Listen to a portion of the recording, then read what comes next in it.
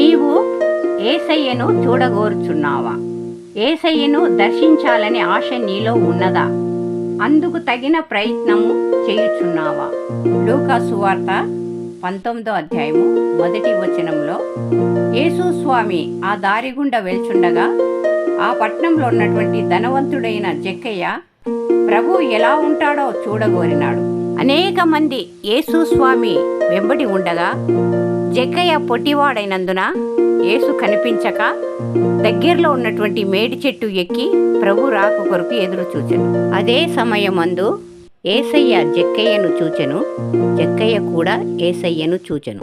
ఆ సమయంలో ప్రభు అంటున్నాడు, జక్కయ్య నువ్వు తొందరగా దిగిరా, నేడు నేను నీ ఇంట బస చేయవలసి ఉన్నదని.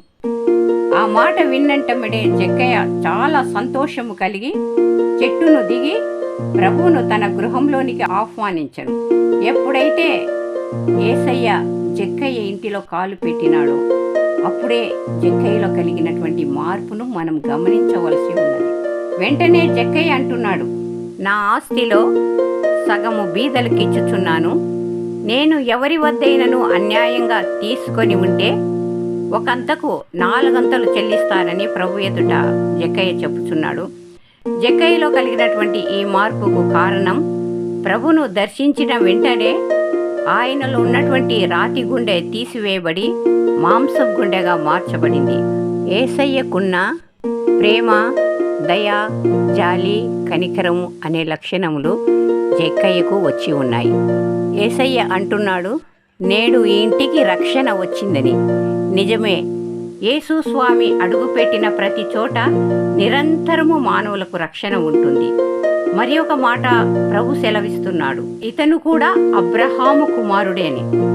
విశ్వాసులకు తండ్రైనటువంటి అబ్రహాము యొక్క సంతతిగా జక్కయ్య కూడా అందులోకి చేర్చబడుతున్నాడు. మరి మనము కూడా విశ్వాస సంబంధమైనటువంటి వారసులుగా ఉన్నామా లేదా? మన హృదయంలో కఠినముగా రాతి వలె ఉన్నవా, లేక ప్రభువునకు కలిగినటువంటి దయా దాక్షిణ్యములు కలిగి ఉన్నామా? ఈరోజు మనల్ని మనమే పరిశీలన చేసుకోవాలి. యేసయ్యను చూడాలనేటువంటి కోరిక కలిగి ఆశతో, నిరీక్షణతో ప్రభు రాక కొరకు ఎదురు చూస్తూ విశ్వాసంగా జీవించేటువంటి గొప్ప భాగ్యము పరిశుద్ధాత్మ దేవుడు మనకు అనుగ్రహించునుగాక. ఆమేన్.